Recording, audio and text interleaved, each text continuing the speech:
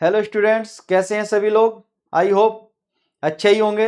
मैं रंजीत सिंह आपके अपने चैनल भरत एकेडमी से मैं आपके लिए आज बहुत ही इंपॉर्टेंट टॉपिक लेकर आया हूं बच्चों। Maritime boundary of country, किसी भी देश की समुद्री सीमा की बात करेंगे बच्चों। यहाँ पे समुद्री सीमा देखो, जब हम किसी भी देश की सीमा की बात करते हैं या सीमा निर्धारण की बात करते हैं बच्चों, तो लैंड एरिया में किन्हीं भी दो देशों की सीमा को निर्धारित करना बहुत ही आसान होता है। लेकिन बच्चों, अगर हम समुद्र के अंदर बात करते हैं तो समुद्र में देशों की समुद्री सीमा का निर्धारण करना एक समस्या भरा कार्य होता है, बहुत बड़ी प्रॉब्लम का सामना करना होता है। ठीक है, तो उसी समस्या को ध्यान में रखते हुए यूएनओ द्वारा 1982 1982 में लॉ ऑफ सी लाया गया, क्योंकि अधिकांश देशों के बीच समुद्री क्षेत्र को लेकर बहुत विवाद थे। उन विवादों को कम करने के लिए ये लॉ लाया गया था, और इस लॉ के द्वारा बच्चों समुद्र की सीमा के अंदर जितने या समुद्री सीमा पर जितने भी देश थे उनकी सीमा का निर्धारण किया गया। और वो निर्धारण किस अकॉर्डिंग किया गया था बच्चों, वो मैं आपको बताने जा रहा हूं। तो देखो बच्चों, जैसे हम बात करते हैं, ये आपका भारत है बच्चों। ठीक, अब ये भारत है। अब यहां पे बच्चों ये आपका क्या है, ये ओशियन है।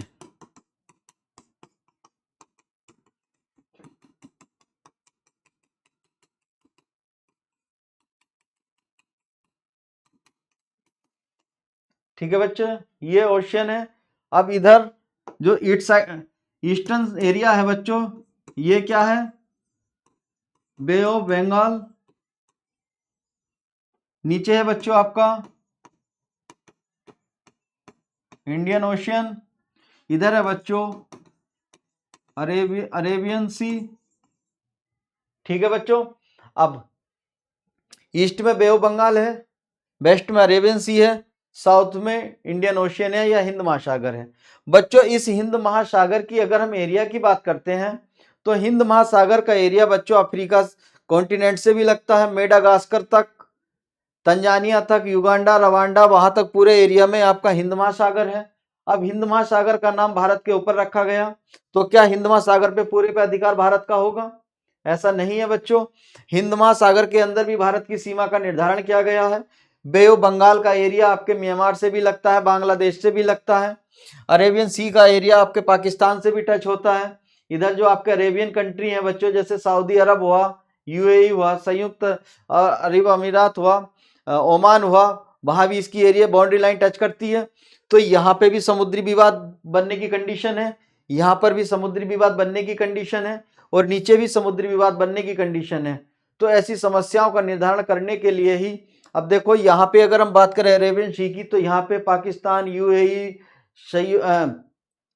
ओमान, काफी देश ऐसे हैं जो समुद्र के किनारे लगे हैं। तो इसका मतलब है हमारा इनके साथ भी समुद्री एरिया को लेके या समुद्री क्षेत्र को लेकर विवाद बन सकता है। उसी तरीके से बच्चों बे ऑफ बंगाल के अंदर म्यांमार या बांग्लादेश, या अगर हम नीचे बात करते हैं श्रीलंका के साथ भी हमारा समुद्री विवाद बन सकता है। नीचे अगर हम बात करें इंडियन ओशियन की, तो अफ्रीकन कंट्रियों के साथ भी हमारा समुद्री विवाद बन सकता है। ठीक है, तो ऐसी कंडीशन ना आए किसी भी देश की कि वह समुद्री विवाद में उलझे। तो ऐसी चीजों को ध्यान में रखते हुए यूएनओ ने 1982 में लॉ ऑफ सी लाया।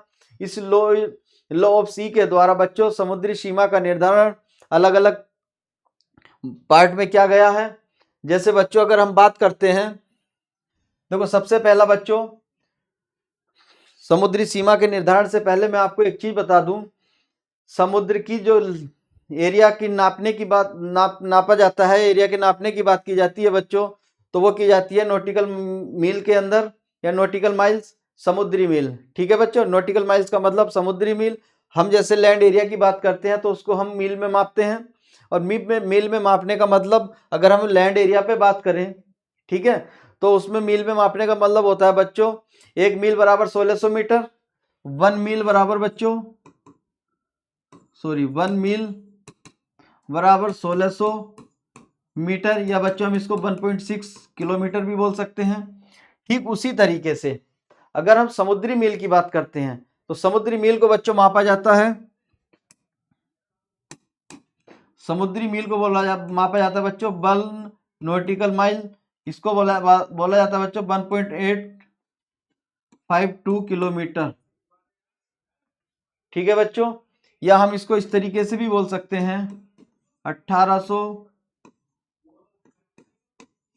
किलोमीटर। ठीक है ना। अब ये समुद्री दूरी मापने की इकाई है। क्वेश्चन एग्जाम में आया है, काफी बार रिपीट हो चुका है कि समुद्र की लंबाई को किस में मापा जाता है, तो नॉटिकल माइल्स या समुद्री मील। एक समुद्री मील बराबर 1.8, ठीक है बच्चों, 52 किलोमीटर। और एक नॉर्मल मील की अगर हम बात करते हैं लैंड एरिया में, तो वो होता है बच्चों 1.6 किलोमीटर।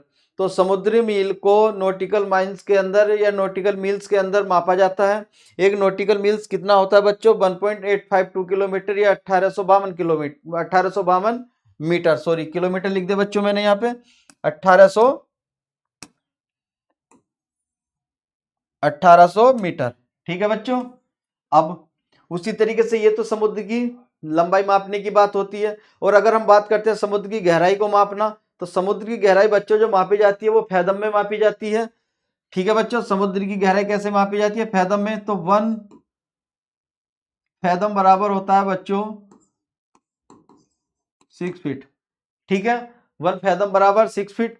ये क्वेश्चन भी एग्जाम में आया है, काफी बार आ चुका है कि समुद्र की गहराई किस में मापी जाती है, फैदम में।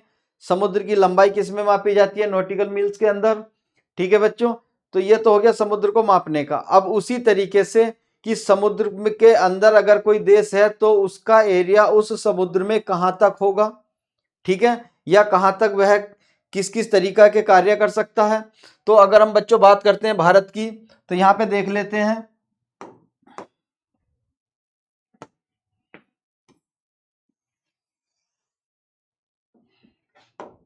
देखो बच्चों,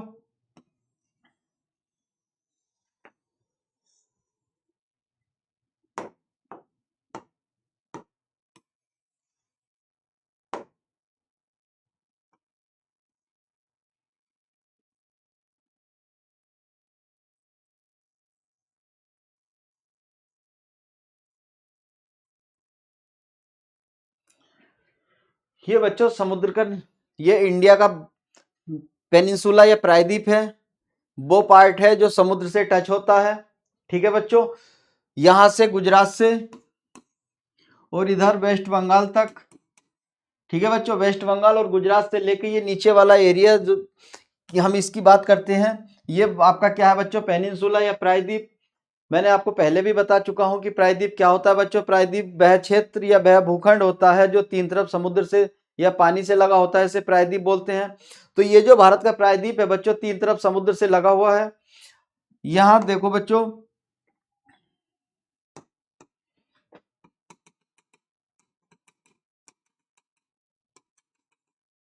ये भी समुद्र है, ईस्ट में भी समुद्र है बच्चों, वेस्ट में भी समुद्र है।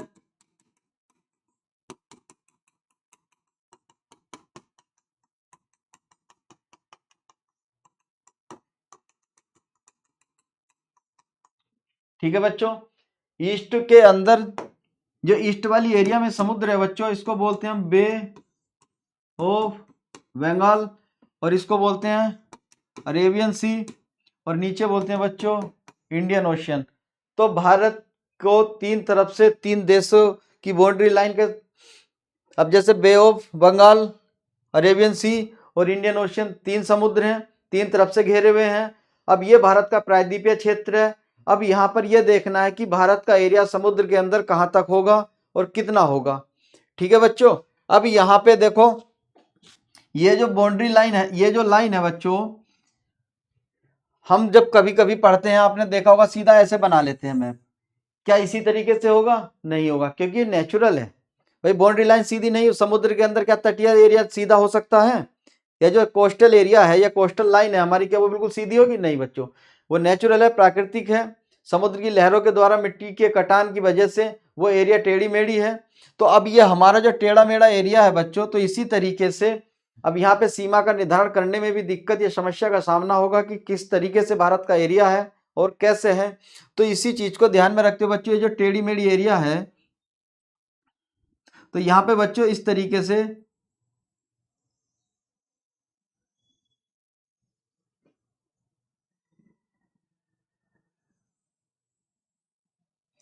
एक लाइन बनाई जाती है, ठीक है। और इस लाइन के अंदर, ठीक है बच्चों, इस लाइन के अंदर ये जितना भी एरिया होता है, ये वाला, ये वाला, ये वाला एरिया, ठीक है बच्चों, इस लाइन के अंदर जितना भी ये एरिया होता है, इसे पता है हम क्या बोलते हैं? इसको हम बोलते हैं बच्चों इंटरनल वाटर या आंतरिक क्षेत्र, इंटरनल वाटर, आंतरिक जल, ठीक है बच्चों। और ये जो लाइन है, ठीक है, ये जो लाइन है बच्चों, इस लाइन को बोला जाता है बेस, बेस लाइन, ठीक है बच्चों, इस लाइन को क्या बोला जाता है? Base line. अब उसके बाद बच्चों जो समुद्री सीमा है, किसी भी देश की जो समुद्री सीमा है बच्चों उसको अलग अलग पार्ट में डिवाइड किया गया है। बेस लाइन के बाद, बेस लाइन के बाद समुद्री सीमा जो किसी भी देश की होती है वो होती है बच्चों 200 नॉटिकल माइल तक। कितना? 200 समुद्री मील, ठीक है बच्चों, 200 समुद्री मील, इस साइड में भी और इस साइड में भी, दोनों साइडों में अगर हम बात करें या नीचे भी, ठीक है बच्चों, तो कितनी होगी? 200 नॉटिकल माइल्स या 200, ठीक है, समुद्री मील। अब ये जो बेस एरिया है, अब इसके बाद बच्चों इसको 3 पार्ट में डिवाइड किया जाता है,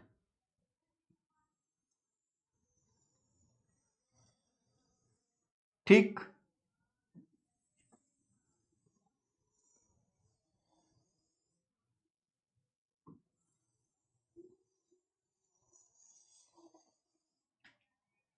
ठीक है बच्चों, ये 3 पार्ट में डिवाइड किया गया है।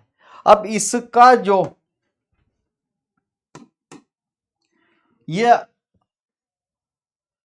पहला वाला, यहां से हम इसकी बात करते हैं बच्चों, ये है आपका 12 नॉटिकल माइल्स, ठीक। उसके बाद हम बात करते हैं इसकी,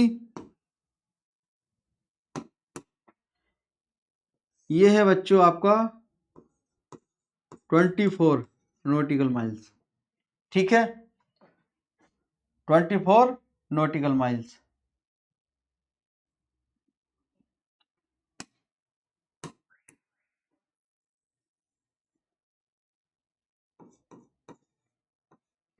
ठीक है बच्चों, अब देखो जो भारत का कोस्टल या तटीय एरिया है, वहां पे जो बेसलाइन बनाई गई है, बेसलाइन बनाई गई है, सॉरी बेसलाइन, उसके बाद समुद्र के अंदर भारत का जहां तक भी एरिया आता है उसको 3 पार्ट में डिवाइड किया गया है। ये भारत के ही साथ नहीं है बच्चों, ये दुनिया के किसी भी देश के साथ जो समुद्र के किनारे पर है उसके साथ इसी तरीके से डिवाइडेशन किया गया है, या उसी तरीके से समुद्री क्षेत्र को डिवाइड या बांटा गया है। तो ये जो समुद्री क्षेत्र है हमारा बेस लाइन से 200 समुद्री मील तक है। अब इस 200 समुद्री मील के अंदर बेस लाइन से बच्चों 12 समुद्री मील तक, जो बेस लाइन से 12 समुद्री मील तक है बच्चों, ये इसको बोला जाता है, इसको बोला जाता है बच्चों, यहां पे मेंशन कर देता हूं, इसको बोला जाता है बच्चों टेरिटोरियल सी, टेरिटोरियल सी, ठीक है बच्चों, बेस से 12 मील तक, ठीक है बच्चों, बेस लाइन से 12 मील तक टेरिटोरियल सी है। उसके बाद बच्चों 12 मील से, 12 मील से और ये वाला एरिया जो 24 समुद्री मील तक है बच्चों, इसको बोला जाता है कॉन्टिजियस, इसको क्या बोला जाता है बच्चों? कॉन्टिजियस, कॉन्टिजियस सी, ठीक है बच्चों। उसके बाद जो बाहर वाला क्षेत्र है, ये वाला 24 के बाद 200 तक, ठीक है बच्चों, 24 के बाद 200 तक जो बाहर वाला एरिया है, ये वाला, ये वाला बच्चों, इसको बोला जाता है एक्सक्लूसिव एक्सक्लूसिव इकोनॉमिक जोन। ठीक है बच्चों, इसको क्या बोला जाता है? Exclusive economic zone. ठीक, अब यहां पे बच्चों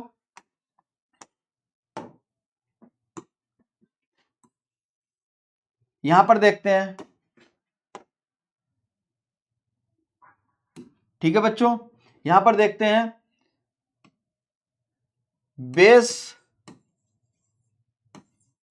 लाइन से base line to 12 nautical miles तक, ये कौन सा क्षेत्र है बच्चों?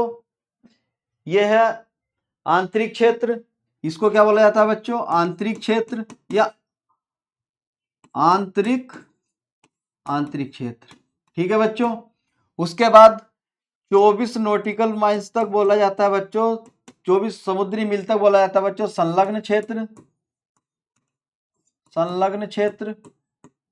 ठीक, उसके बाद 200 नॉटिकल मील तक बोला जाता है बच्चों आर्थिक अनन्य आर्थिक क्षेत्र।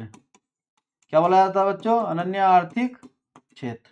देखो बच्चों, किसी भी देश के अंदर किसी भी देश की समुद्री सीमा की अगर हम बात करते हैं तो हर एक देश की जो सीमा है बच्चों समुद्र में बिल्कुल क्लियर सीधी तो नहीं होगी, नेचुरल है, प्राकृतिक है, तो सिंपल सी बात है समुद्र के किनारे टेढ़ी मेढ़ी लाइन होगी। उस टेढ़ी मेढ़ी लाइन के पास ही एक सीधी लाइन खींची जाती है। अब ये सीधी लाइन आपको पता कैसी है? इमेजिनरी लाइन बनाई जाएगी। अब इस सीधी लाइन के अंदर अंदर का जितना क्षेत्र होता है उसे आंतरिक जल बोलते हैं। उस लाइन को सीधा क्या बोला जाता है बच्चों? बेस लाइन बोला जाता है। उस बेस लाइन के बाद, ठीक है ना, इस चीज को ध्यान से देखो, बेस लाइन के बाद 12 समुद्री मील तक, बेस लाइन से 12 समुद्री मील तक का जो एरिया होता है बच्चों उसको टेरिटोरियल सी बोला जाता है या आंतरिक क्षेत्र बोला जाता है। ठीक है बच्चों, उसको क्या बोला जाता है? आंतरिक क्षेत्र।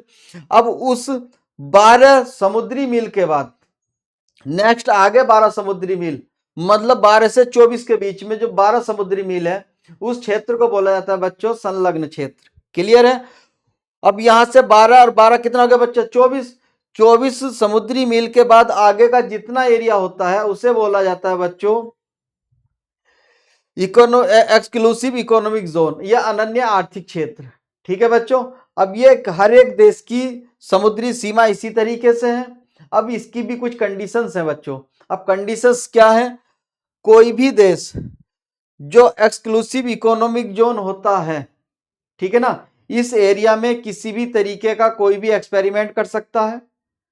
ठीक है, और अगर इस एरिया में किसी भी देश के द्वारा अगर यहां पे किसी नए द्वीप की खोज की जाती है, सपोज करो ये वाला 12, ये जो 1200 नॉटिकल मील है बच्चों, ये हमारा भारतीय समुद्री क्षेत्र है। अगर इस समुद्री क्षेत्र के अंदर कोई दूसरा हमारा पड़ोसी देश, सपोज कीजिए आपकी यहाँ पे तंजानिया आकर रिसर्च कर ले कि यहाँ पे आके वो कोई डिस्कवर कर ले कि यहाँ पे एक द्वीप है या आइलैंड है, तो रिसर्च तो या सॉरी डिस्कवर तो उसने किया, लेकिन तंजानिया का उस पर अधिकार नहीं होगा।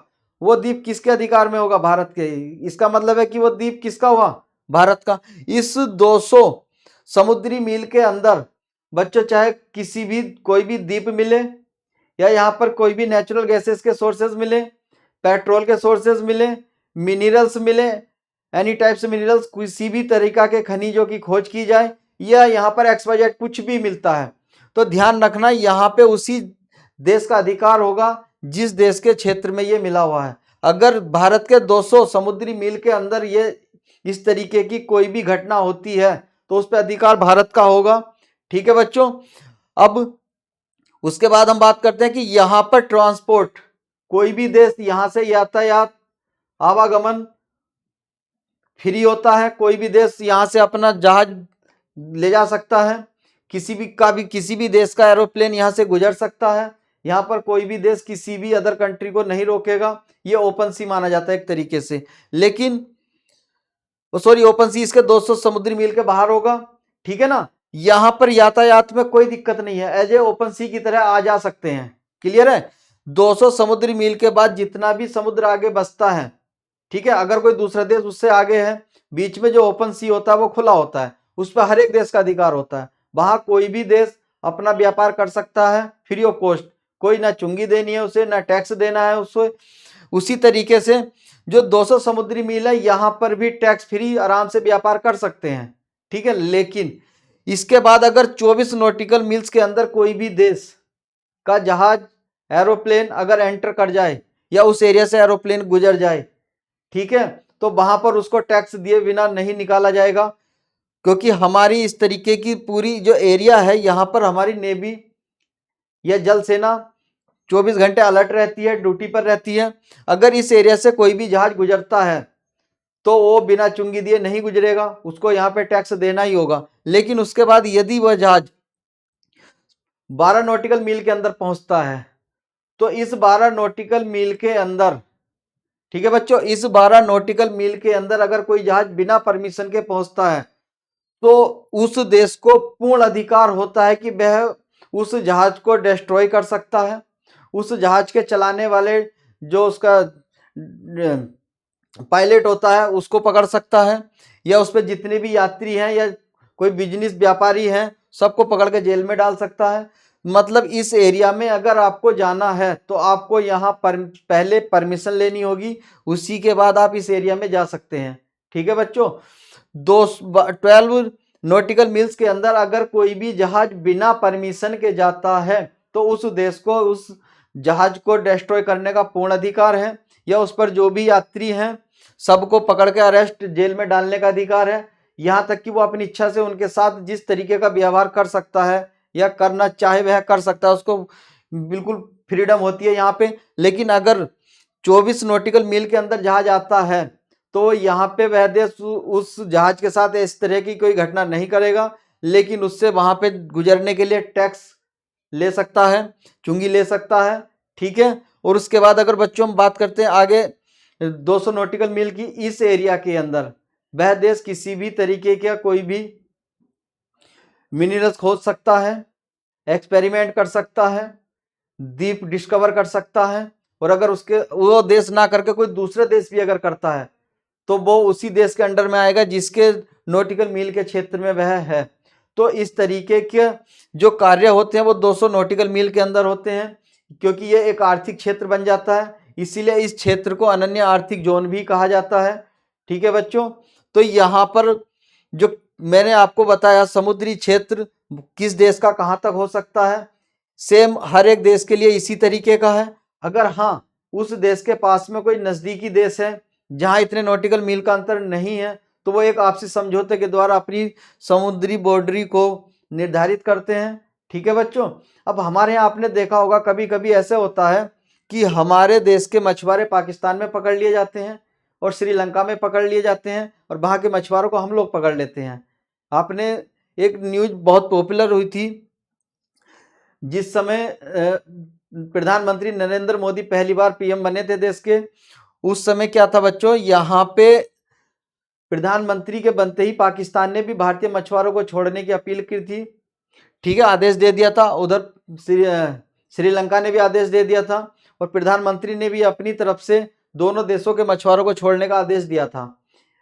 ये क्या होता है, ये मछुआरे ऐसे, जब हमारी समुद्री सीमा सब कुछ है, सब कुछ निर्धारित की गई है, तो ये मछुआरे कैसे एक दूसरे की सीमा में चले जाते हैं, कैसे पकड़े जाते हैं बच्चों, उसके पीछे भी एक रीजन है।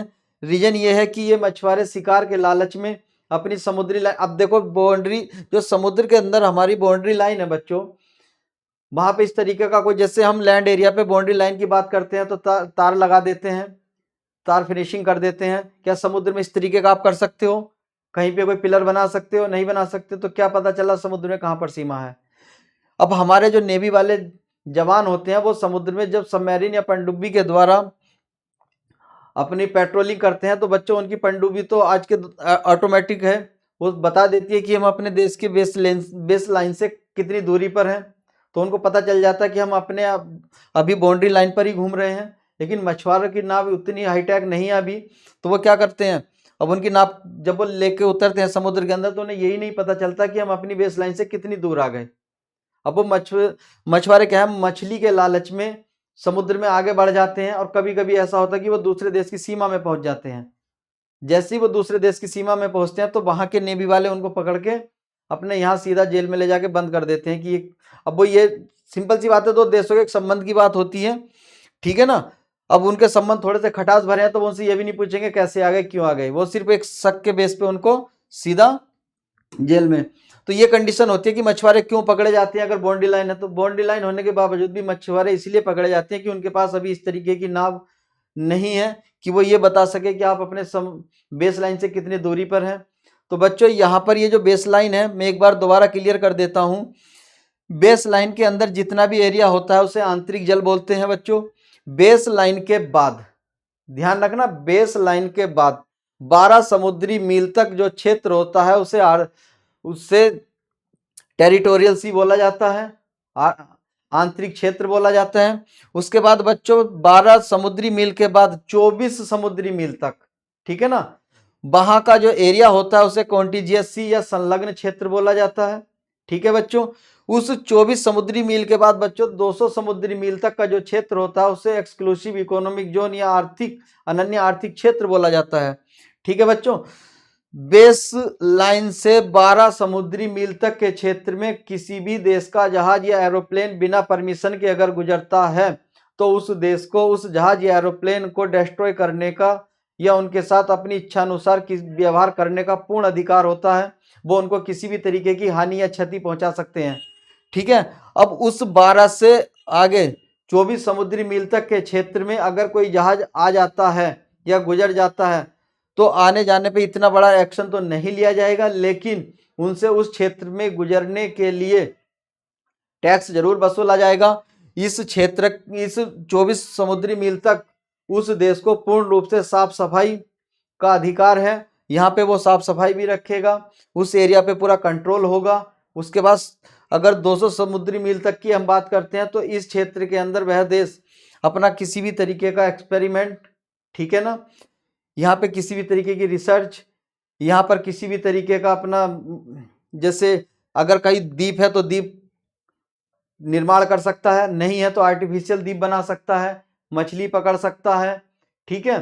तो इस पे व्यावसायिक कार्य कर सकता है, इसीलिए इस क्षेत्र को अनन्य आर्थिक क्षेत्र बोला जाता है। इसके बाद ओपन सी होता है जहां पर हर एक देश का पूर्ण अधिकार होता है, ठीक है बच्चों। तो मैं आशा करता हूं कि आज ये जो हमारी समुद्री सीमा सब बच्चों ने अच्छे से समझ ली होगी, सबको क्लियर हो गया होगा, किसी तरीके का कोई डाउट नहीं होगा, ठीक है बच्चों। समुद्री सीमा का जो निर्धारण किया गया है हर एक देश के साथ वो किया गया है 1982 में यूएनओ के द्वारा लॉ ऑफ सी लाकर। तो बच्चों आज का ये टॉपिक आई होप कि सबको समझ में आया होगा। आज के लिए इतना ही। जय हिंद, जय भारत। अब मिलते हैं बच्चों नेक्स्ट क्लास के अंदर।